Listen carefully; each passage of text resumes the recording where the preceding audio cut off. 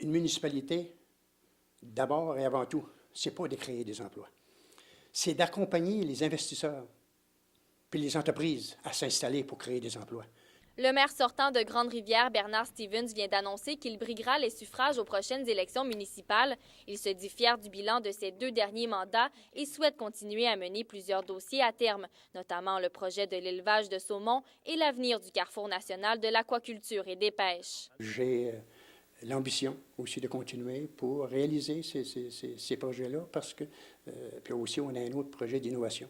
Je ne peux pas en parler parce qu'on a signé une entente de confidentialité. Le promoteur va venir lui-même, en temps opportun, annoncer les tenants et les aboutissants de ce projet-là.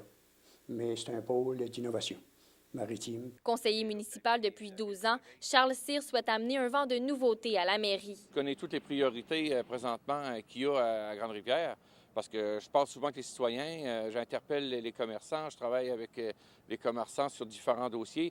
Je travaille aussi avec les associations. Ce que j'aimerais faire, c'est travailler avec l'École des pêches parce que l'École des pêches pour Grande-Rivière, c'est comme le Château Frontenac là, à Québec. Là. Si on peut faire Grande-Rivière ville étudiante puis garder nos étudiants ici 1 an ou 2 ans de plus, cela peut permettre de régler la problématique d'employabilité. Gino Cyr, qui est directeur général de Gym Export, souhaite mettre à profit son expertise pour la ville de Grande-Rivière. Je veux impliquer les gens d'affaires dans le développement, donc une corporation avec 25 personnes en affaires que j'ai déjà approchées.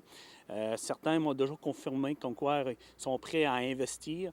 Le but de ça, après, c'est d'approcher les 2 paliers de gouvernement pour être en mesure d'engager un directeur au développement économique. Je veux m'assurer qu'à Grande-Rivière, autant pour nos jeunes, les petits-enfants qui sont aux études présentement, qu'un jour ils puissent se dire oui, on a l'opportunité de revenir chez nous. Ceux qui souhaitent déposer leur candidature ont jusqu'au 6 octobre pour le faire. Les candidats entreront par la suite en campagne électorale. Stéphanie Collin, Grande-Rivière.